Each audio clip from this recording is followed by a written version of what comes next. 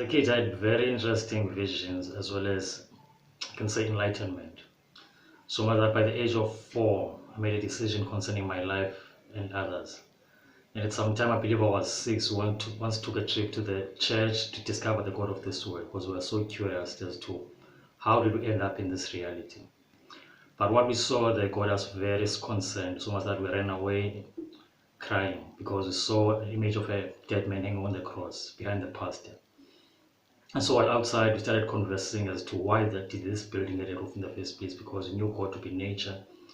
And so we expected people to worship God by loving themselves and each other and ensuring that there is no poverty, no inequality, no despair, no man without a partner, etc. But we found that there are ways of worship involve them going to some place where they can sing and give credit to death itself. So in our opinions, death was an illusion because God was the only thing that existed. And that the worship of this illusion was us giving credit to death itself by burying people and talking about it as if it's a real act of existence. Whereas in reality, it's only the living who perceive this thing called death, meaning that it's a part of life rather than a reality of its own. And so growing up, like I said, I had all these special attributes which were due to ancestral memory. As a matter of fact, I was not the only one because I had many of my friends whom I identified with. And later on, as we were making our own research, discovered something concerning indigo children.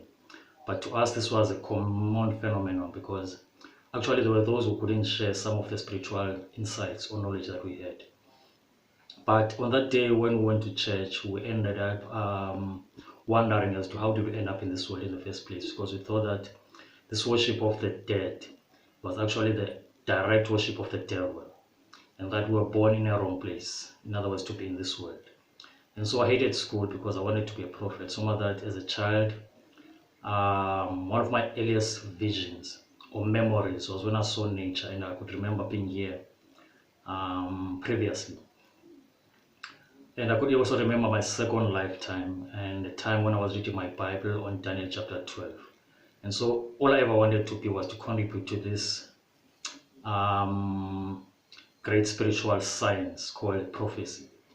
And so the whole idea was to be the best player possible. That is the Messiah, the one who will actually end the matrix by levitating human or expanding human consciousness, as well as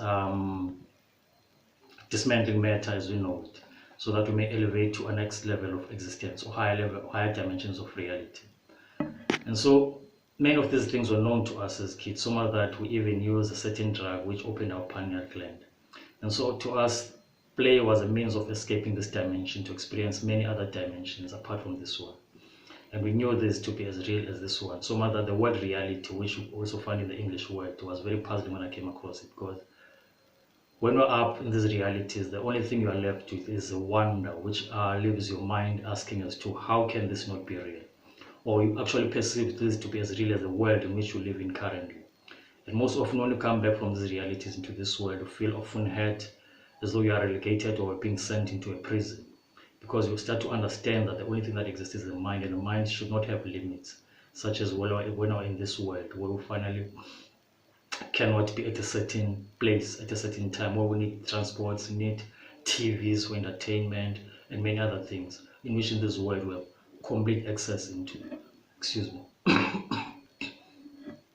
And so like I said, I wanted to be a prophet because I hated this life and I wanted to change it for the sake of humanity also.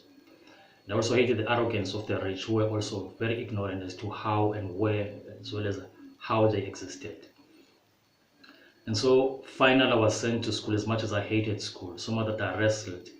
As a matter of fact, I used to wake up and watch other kids being sent to school, and I would laugh at them because this presented me with an opportunity to be this Messiah, because the fact that they was being sent to school, it meant that they were being prepared by their parents to be general employees of the system, in particular the white man. And I was only here to destroy the system, as well as those who would be the custodians of that particular system. And the way to achieve it was for me to sacrifice my life in exchange for their lives, as well as the dream in which I have lived for. And this dream being the actual reality of existence, due to the fact that even physicists today, when they study atoms, they actually realize that the inside of the atom is made up of empty space. and that in nature as we know it, the physical aspect of nature is an illusion, because the laws that govern atoms, let's start with the laws that govern the quantum world, are completely strange to the words that govern our physical world. And yet our physical world is made up of the quantum world. Meaning that if we can change our consciousness, we can change our bodies. And the change in our consciousness also means the change of the universe. And so I wanted to be this Messiah who would do just that. So finally, I was drafted into school, and I felt like I would never become what I wanted to become until later on in my adulthood, when I finally realized that I was not getting any jobs or prospering in any means within this Western world. So I wanted to return back into prophecy or spirituality to regain my dream. And fortunately for me, I came across a very powerful spiritual system called 360 Degrees, which I mastered, and I was actually initiated into it in 2008. But the purpose of this video is for us to examine science, because I've discovered recently that science, much of it is made up of theories and illusions. It is not as profound as most scientists would like us to believe, and that these theories cannot even explain the Big Bang, as well as the possibilities of multi-dimensions, or in this case they are realities because they do exist. In other words, there are many other worlds beyond the one which we can perceive with our own minds currently, meaning the physical world, which by the way is an illusion due to the fact that if we can combine all matter, it would be the size of a human fist, even less, maybe the size of a tennis ball, meaning that there is no such thing as matter out there. So much that we observe the world using our eyes, and these eyes are governed by the mind. The brain. The brain is governed by the mind, and the mind is not the physical. So much that when scientists do any researches concerning the brain or on the brain, trying to find the mind or to allocate it, they usually fail due to the fact that the mind is intangible and not physical, yet it governs the physical world, or it gives us the illusion of a physical world, meaning that physics, in this case science, is an illusion, some kind of religion based on confusion or ignorance, due to the fact that prior to them discovering or developing quantum physics, physical science was the only thing to go. And it only occurred in the 1920s when they discovered or started to focus on subatomic elements, that they discovered the rules or principles which define logic. So much that as kids we understood that if anything was logical, it was man-made. But if it insulted human intelligence, in other words, it didn't fit any of our description or expectations, it was God-made.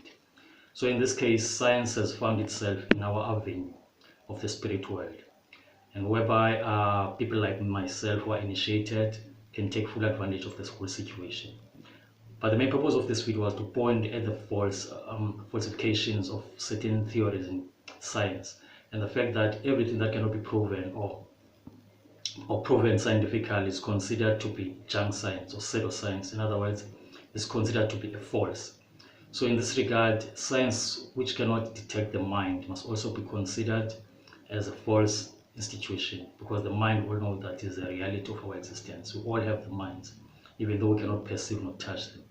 So this gives us a conclusion that it's not what we see or physical that is real, but rather that which sees the physical as well as the non-physical.